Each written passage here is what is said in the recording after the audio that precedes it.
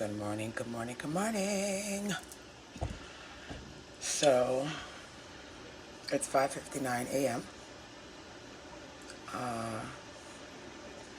You know what really pisses me off? That I feel like nobody gave me, sorry, let me take that back. I didn't give myself time to grieve. It's like Tansy passed away, and then I thought I could just like keep going, right? And then, not even so much of keep going. It was like trying to keep busy.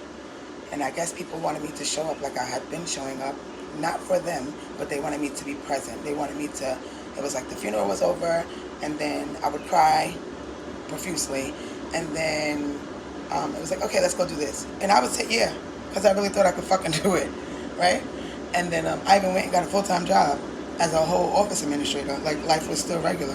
Why would I do that? That was dumb as fuck. My daughter died. I don't know. Nobody, I don't know. I just fucking, why would I take on a job of running 5 practices and Tansy wasn't even dead a year? Because I'm crazy. Um, but there are such people that was around and in my life that was energy vampires. You know, when you're grieving as a mother, it's different. No one wants to, people who have not lost a child is not going to understand. Some people feel like loss is loss, and sometimes it can be, but when you I manifested something in my core, and it sat there for 9 months, and I presented it to the world, and she learned how to talk and walk and act like me completely, and then she died. And in the moment of me feeling like she really died and there was like a death that took place, I didn't know what to do with that. So I thought that the people that were around me were, at the time, I thought that they were going to have, my best interests at heart. But don't you fool yourself. Don't you ever for 1 second think that somebody else is going to put your needs before they put themselves. Because all of the energy vampires that was around me receiving all of the benefits of my daughter grieving, right? Because when I'm grieving, anything that's going to make me feel good in the moment, temporary satisfaction, I'm doing it. Anybody who knows me knows that I'm impulsive anyway. So now that I have a reason to be impulsive and it's out of control, all the people around you are going to reap benefits. Oh God, you guys have no idea. So with that being said, when you stop smoking crack, you cannot go back to your old neighborhood with your old crackhead friends. That's the message of today. All the things that I used to do, all those people that I used to hang out with, doing those things, not people that I knew in that era. If I was hanging out with you doing that stupid shit when I was neglecting my daughter, it's so funny because people have such great comments to try to demean me and bring me down as a mother or how I raised Tansy. But you were with me when I was doing it. So if I was such a bad parent then, why were you hanging with me? Why didn't you say then, girl, no, we don't need to go to Opportunity tonight. Let's go here, because you ain't give a fuck. But now you want to act like you give a fuck because now it's like, Maria's on this journey to healing and she's fake and she's that. I'm not shit. I'm trying to find my way back to a peace of mind. So if you feel like, oh, she got faux locks, oh, her contacts, why you focus on all the wrong things? If you love me, why you focus on all this material shit? None of this shit matter. None of it matters. Car, house, all that. When your daughter died, nothing don't matter. You're looking for a temporary fix, right? So in the past year, I've learned, year and a half or so, I learned that the people that I thought was my family is not my family. My family is me and Carter, and that's it. It stops there. If I get married again, that man will now be my husband, and he will be part of my family. That's it. There's nobody else. There's no adopted this, foster this, foster this, foster my heart. I'm learning to foster myself, right? And I think I'm about 85, 90% along the way because I don't cry about those people no more when they don't want to fulfill their end of the deal of loving me. I don't cry about you guys no more. I feel sorry for you that you don't get to have me because I'm awesome. I'm wonderful. I'm filled of so much joy, education, bliss, laughter. And you guys used me instead of utilizing me. So I got up this morning and I did my meditation and I said, wow, the house is so quiet. Appreciate that, Maria. Nobody's calling my phone because nobody has my number because I changed it after 15 years. Appreciate that, Maria. I'm getting ready to move into my forever home. I'm packing up my house. When I tell you I'm uber excited, appreciate that, Maria. I appreciate my mother for doing the best job that she could do with me. I appreciate my grandmother. I appreciate my belly. I was getting ready to try to cup out my stomach, but y'all gonna embrace all of this. Embrace all of this booty, stomach, flab, all these rolls. Embrace it. I'm no longer trying to live and make other people feel like, oh, Maria did it. I don't give a fuck what you guys think I did or didn't do. I know what I'm capable of. I know all the wrong things I did. I know all the malice I caused. I know all the havoc I caused. I know all the lies I told. I know all the things that I did. I don't need none of the people from my past. I was about to say none of you motherfuckers, but y'all not motherfuckers. Y'all just miserable, living in your own misery. So, I understand that you see me over here namasteing. And you guys think it's a joke. It's not a joke. My mental health and my peace of mind comes before anybody. Yeah, my mental health and my peace of mind comes before anybody. I'm enough for me. And just for the record, nobody pays my bills. I pay my own bills. I don't know why you guys are so concerned with that. I am a bisexual female. I do enjoy the anatomy of women, right? And if some of you guys really came true to who you really are, you would admit that you like it too. That's why you're so obsessed with my sex life. So, the word of the day is patience. I like that word because I feel like I haven't been to jail yet because I have patience. I let a lot of people do and say a lot of things. And now I'm even allowing them to say and do more because I know that their things and their issues don't have nothing to do with me. I'm just something for them to stomp all over. Everybody needs to cut their brain on and realize what's happening around you when it's happening, and stop letting other people tell you what you feel and how you like and what you don't like. And if you want to sit down and do a namaste and meditate, you can, and it's not voodoo. God bless you guys. There's nothing voodoo-ish. I don't know. What is voodoo? I don't even know what voodoo means. I just know that it has a negative stigma on it just from growing up. I've never even looked up the true, what is voodoo? What is the practice? I never even looked it up. So if you feel like I'm doing voodoo, if voodoo means taking this journey to healing myself way past before Tansy passed away, because my healing has nothing to do with my daughter passing away. Her passing away ignited it because I didn't even care about it. All I cared about was Gucci this, Fendi this. I don't give a fuck about none of that stuff no more. So I'll say it again. The luxury in my healing has nothing to do with Tansy. Tansy death ignited it. I realized all the broken shit that was in me, all the things that I thought that I fixed that was not fixed. And now that I'm coming to a higher understanding of self, realizing why I am the way that I am, why I had the bad habits that I had, I'm sorry for all you people that don't get it. I'm sorry that you don't accept my no. And I'm sorry that you crave for my yes.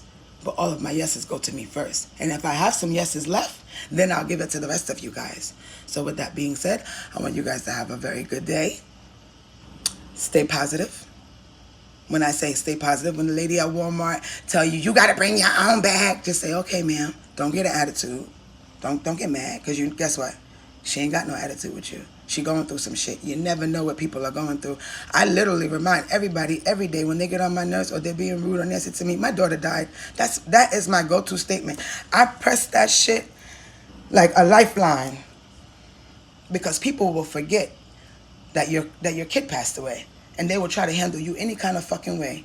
And if I was not able to be handled that way before Tansy died, what make you think I'm going to let you handle me that way now? That's not going to happen. You have to remind people how to treat you. And when they don't treat you nice, they have to, by default, it's a must that they exit stage left. So if you've been trying to reach me and you can't get me, that's why. It's because I had to change my number so people can stop begging. You know that famous handshake, can I get, can I have, can I borrow, but they don't have nothing to offer, not even a shoulder, not even loyalty. Ooh, don't get me started on loyalty, please. Right? So, for all of you young ladies who want to grow up and be something in life, you don't have to aspire to be Obama, but you damn sure shouldn't be aspiring to be the next stripper, right? Because there's other things you can do in life, or the next bottle girl, or just another random chick in VIP waiting for the next drug dealer to hand you $100 bills because you're about to be pregnant like a big popped balloon. That wasn't nice. But it was true. So, God bless us all. If we don't get a higher understanding of self, we're going to be in trouble. And before I cut this off, I have one more thing to say. If you truly, like in your heart, you have a friend that's going through something as traumatic as losing a child, be patient with them, because sometimes I might lash out, and that's just being honest, and it might not be for you. It might just be one of those days that I woke up and I just feel heavy. I'm not gonna, I think I can speak for all moms that lost a child. You don't know how your days are gonna go. The days go so crazy, right? Because one day you could be happy and laughing and kikiing, and the next moment, even if you feel like some years or some time has passed, and you don't get up and cry like you used to. You're not, just soaking in the grief. It's still there. It's like the grief never goes away. It's like inside of you, and it's always there, but every now and then it comes to the front. So it's like it sits dormant, and then it just comes up, and then when it comes up, whoever's here gets it. And that's so fucked up. It's really fucked up that happens, but that's what it is. So that's why you have to have patience. If you have a friend, loved one, anybody who lost a child, I can't speak for losing an aunt or a mother or a grandmother, or I can't speak about, I have no advice for that. You have a friend or somebody who lost their child, have some patience with them. Because we're going through some shit. And those of us that's trying, I always tell people to try is to fail. But I want to say that this right here is, I'm getting there, and I appreciate that I'm not where I was a year ago. I promise to God I appreciate it. That's not even to make you guys understand. When I say that, every time I feel like, oh, yes. I appreciate where I am now a year later, because I didn't think that I was going to make it here. I appreciate everybody that held my hand. You guys have no idea. I know, like, the text messages might make you have an idea, but I really thank you. I thank everybody who's actually rode this, or who's riding this ride with me, and rode the first beginning. Dear God, you are an MVP. Because it was dark. That shit was scary. And that's when I got to see who Team Maria was. And I really, truly love you guys like cook food. And I know that I'm not easy to deal with. I know that I'm moody. I know that I'm very spontaneous. I know that I change my plans and my ideas very frequently. Because, especially now, because I'm learning to do things on my own time and what makes me feel good. But I appreciate everybody. I appreciate every single one of you guys for being patient with me and giving me a chance to show you that I know how to be patient with myself. I never thought life was going to turn out like this. And the really messed up part, I was talking to Altavis yesterday, and I said, it's really, Altavis is my friend, for you guys who don't know. I said, it's really messed up because, like, I feel like I'm in a very good place as far as my career goes. I feel like I'm in a very good place as far as me and Carter's relationship, and just trying to make sure that I'm staying on target with her emotions and how they might go up and down in her questions. I feel like I'm in a very good place in my relationship. And Jesus, I beat that man up bad, and he stayed. So it's hard when you go through losing a child and you are in a relationship and that man is not your child's father, even though they have a relationship, because you don't know. Like, I would be sitting like, Is he thinking about what I'm thinking about? Is he even sad that she passed away? Probably not, because that's not his child. But no, Maria, he had a relationship with her, so he has to be feeling well. Maybe you have so many different thoughts going in your head because you have no control over your thoughts, that you will create something that does not even exist. And then you're lashing out at the person, and they're just like, what the fuck? That's abuse. Right? But thankful enough, it wasn't my pattern to abuse him, so I guess he gave me that one pass. But on the whole, everything is coming back, or going. I don't want to say it's coming back, because it's never going to be the same. It's just like it's going in a more it's going in a more positive direction. I can't find the words to explain it, but I appreciate it. Let's just say that I appreciate it. You can't ask for no more than this. I'm so sad that Tansy passed away. That's what I was telling Altavis, because she's not here to move into our forever home. She's not here to make a baby. She wanted a baby. She wanted to be married. It was so much stuff that she wanted to do. And I just, I don't know. It's just, I get frustrated sometimes, and then sometimes I feel like she's here. So it's like just trying to put all those feelings and all those emotions into one, and not lose yourself. That's it. That's the goal. The goal for me every single day is to stay in the present moment and not go backwards, unless I want to go back there to look at a video and laugh, or remember how she used to do her dancing or whatever. I don't go back there no more and think about our fights and the things that she didn't like about me and the things I didn't like about her. What I'm going back there for. I was a child that grew up in dysfunction, and in turn, because how it goes, I passed that dysfunction on to my daughter. During my grief, I got very upset that I didn't get a chance to fix it all the way, but I do appreciate that when I started to become a better person about 10 years ago, I was working on me, and I was working on us together. So I feel like when I used to sit and cry and say, oh, Tansy didn't know, what if she didn't know I loved her? My biggest thing, even now, I'm not going to lie, I sit and think, like, when she died upstairs, was she calling for me? Because one of the biggest things that she always said was she felt like she was a burden to me because I was young. I was 16 with a baby. Who the fuck knows what to do with a baby at 16? So when she gets the stories about how I would leave her, or I would take her to her dad and wait and come back, they're all true. I'm 16. I want to run the streets. I don't want to keep no kid. That's not what I wanted to do. And I didn't know what to do. So when she was hearing the stories, she thought that I didn't care about her. I appreciate the fact that I know, no matter what no one says to me, when my daughter left here, she knew that I loved her, because my actions prior showed her that, or made her believe that I didn't. I appreciate the fact that I sat down with my daughter, me and her, and I told her how much I loved her, and I explained to her verbatim why I had the actions that I had before.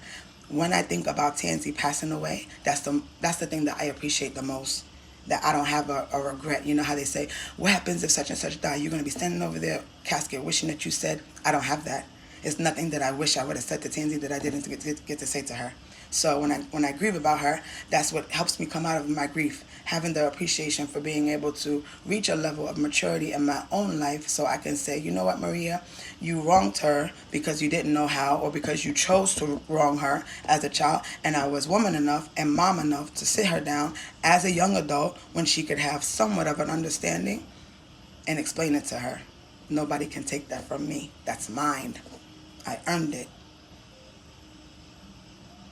I'm sorry that my nose make everyone feel like they have to say things to contradict that, to try to hurt me, but it doesn't work. So even though that this is a PSA, it's an individual specific message for you. You can't make me feel no shame. You can't make me feel no way.